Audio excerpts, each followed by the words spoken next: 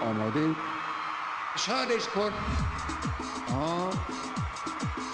دست حالا وای وای وای وای وای وای حالا وای وای وای وای وای حالا وای وای وای وای وای وای حالا وای وای وای وای وای. خیلی متشکرم، خیلی خوشبختم. این جمع در واقع نماد یک جمع شکست خورده و عملی است. انداز کردیم ما را. مهمترین اونچه که در مورد امام می شود گفت چند نکته است که من عرض می کنم. امام به معنویت، به انسانیت، به بهشت، به خدا باور نداشت، قبول نداشت، مخ نداشت، سم داشت، یکی دوتا هر تو قم داشت. یکی از اون قرار خود من بودم.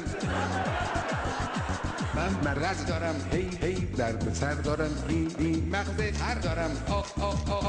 حالا وای وای وای وای وای وای وای وای وای وای حالا وای وای وای وای وای وای وای وای وای.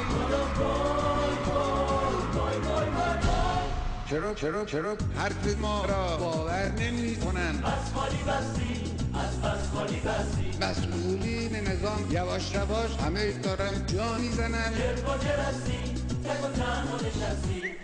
زیر فشار تحریم این استخوان شکسته. بمب اتم میخواهم، بمب اتم با مسته. خسته شدم، یالا برو، باید برم، برو بابا برو پیش امام، اون گفته دنیا که بابام دور بابات. احسنتم. وای وای وای وای وای وای وای وای وای وای وای وای